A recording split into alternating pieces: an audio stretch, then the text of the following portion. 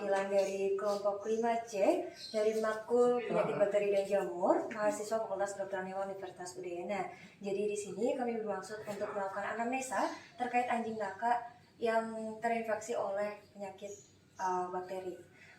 Baik Kak, untuk anjingnya sendiri apakah ada keluhan-keluhan? Itu bisa dijelaskan. Kalau untuk keluhannya belakangan ini nafsu makannya turun. Kemudian juga ada keluar leleran sama darah dari bagian belakangnya dan aktivitasnya juga belakangan ini jadi turun. Untuk penurunan nafsu makan itu sendiri udah terjadi berapa lama? Kalau seingat saya nafsu makannya turun itu udah 3 harian sih. Oke, kemudian untuk kelelarannya sendiri? Kalau untuk lelerannya kira-kira mungkin udah semingguan ini. Oke, baik. Untuk anjingnya sendiri ini Kak, apakah udah pernah disteril atau belum? Kalau di steril belum sih. Oke. Untuk kawinnya sendiri apakah udah pernah melakukan kawin? Untuk kawin juga belum karena belum ada yang cocok. Oke, baik. Mungkin itu saja anamnesa dari kami. Terima kasih atas waktunya dan terima kasih atas penjelasannya.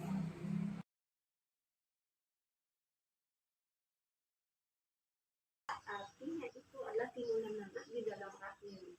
Nanah itu kan pus ya, kalau istilah medisnya pus gitu. Nah, pus ini diakibatkan akibat gangguan hormonal salah satunya. Selain itu di anjing itu ini dia apa tuh namanya mens dia terus kemudian tidak dikawinkan, ketidakseimbangan hormonal akhirnya menimbulkan piometra gitu. Nah, piometra ini kalau di dalam hasil darah ini kelihatan hasilnya ya deh ya.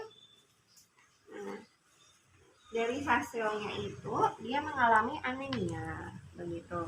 Ini WBC-nya tinggi ya. Kalian udah diajarin ini patologi klinik? Belum diajarin kalau infeksi bakteri jelasnya itu granulosit sangat tinggi seperti itu, dan dia biasanya kalau infeksi bakteri demam juga begitu.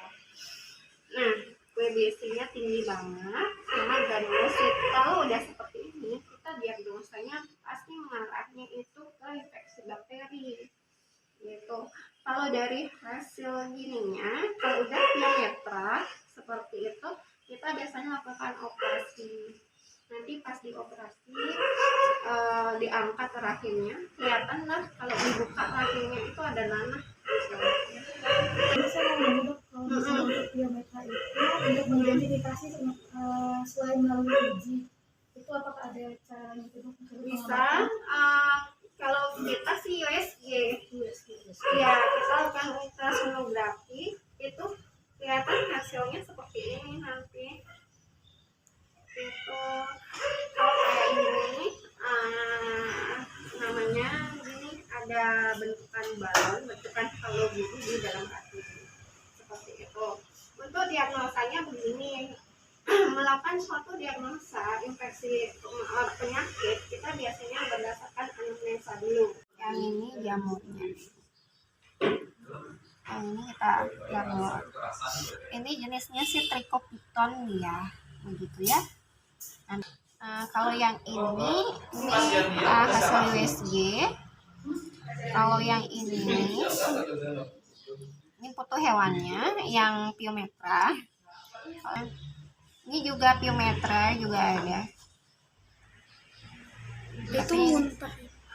Enggak, ini bekas dari gininya, dari vaginanya ke sini. Sampai udah. Ini juga. Ini bisa komplikasi dia, ada diare juga.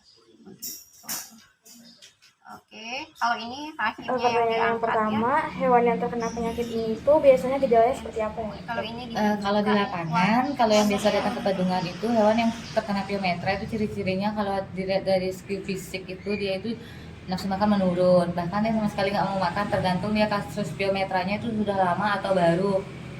Udah gitu apa namanya itu, selain dia nggak mau nafsu makan, biasanya dia juga kalau kita secara klinis itu dia suhu tubuhnya tinggi. Lalu kita tanya juga sama ownernya apakah ada leleran apa enggak, biasanya owner bilang ada gitu. leleran nanah. Setelah nanah biasanya ada darah juga yang leleran. Itu kita mulai dari curiga itu, apalagi hewannya itu belum disteril kayak gitu.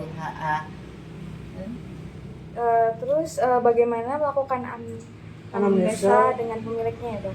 Kalau kita untuk anamnesa ke pemilik itu biasanya kita tanya dia apa namanya itu, pertama sejak kapan dia nggak mau makan kayak gitu. Terus sudah gitu sama sekali nggak mau makan, karena itu kan juga berpengaruh kan. Udah itu kita tanya dia sebelumnya dari kapan dia apa namanya keluar leleran, seberapa parah dia keluar lelerannya. Lalu selanjutnya kami biasanya juga tanya dia udah kawinnya itu sama berbeda-beda hewan atau tidak, terus udah itu dilepas liar nggak, gitu dia. Terus nanti setelah itu baru kita menemukan jawabannya, tapi dengan ditunjang juga pemeriksaan lab. Terus pemeriksaan klinis yang dilakukan itu biasanya apa aja ya, Dok? Di pemeriksaan klinis yang seperti saya bilang di awal tadi, pemeriksaan klinisnya itu cek suhu kita secara umum lah kita lakukan dulu kayak gitu. Cek turgor kulit, apakah sudah dehidrasi belum? Soalnya kan dia nggak nafsu makan kan. Biasanya kalau nggak makan juga pasti nggak minum. Itu pasti dia akan tingkat dehidrasinya ya kan. Kita cek secara itu dulu. Terus udah gitu cek mukosanya pucat atau enggak kayak gitu sih. Seperti itu singkat sih sebenarnya kalau kita secara klinisnya gitu. Kalau kita udah suspekin dia curiga, maksudnya sudah curiga piometra, kami sarankan untuk USG atau X-ray gitu sih. Kalau uji lab itu tuh yang dilakukan biasanya apa aja ya, Dok, kalau uji lab? Iya, seperti yang saya bilang itu udah yang uji lab itu kami sarankan untuk sarankan ke owner itu untuk USG pertama kan, biar benar-benar tahu apa yang terjadi di saluran reproduksinya kayak gitu. Karena kan tanda kutipin kalau ya keluar leleran dan darah, bisa juga dia satu leleran kalau leleran bening itu mungkin dia estrus. Kalau udah mulai nanah itu juga kita curiga itu entah dia piometra atau juga penyakit lain kan kayak gitu. Yang lebih waspada itu sebenarnya piometra tertutup ya, Dok Febri ya. Piometra tertutup itu yang nggak kelihatan ya, Dok Febri, nggak kelihatan, maksudnya nggak ada ciri-cirinya kayak gitu. Ada tapi sedikit gitu loh, biar nggak salah nanti ada tapi sedikit ya. Kayak gitu, nanti mungkin ditambahin sama Dok Febrinya ya penjelasannya dari saya kayak gitu. Mungkin pertanyaan terakhir, Dok, kalau misalnya untuk piometra ini dia ada dilakukan uji di bawah mikroskop gitu nggak, Dok? Misalnya untuk memeriksa bakterinya? Kalau kami di klinik sebenarnya kalau di teorinya ada ya, Dok ya, ada. Cuma kami basicnya di klinik ini enggak sih, cukup untuk di USG aja. Setelah itu kalau memang sudah ketahuan itu piometra gitu kan, ada keabnormalan pada sistem reproduksinya gitu, kita sarankan untuk melakukan tindakan operasi ovarektomi ya, Dok ya, kayak gitu. Karena kita kalau di hewan kecil itu setahu saya hampir ada tapi kalau di klinik ini nggak tahu klinik besar ya, di klinik Pedungan ini dilakukan OH.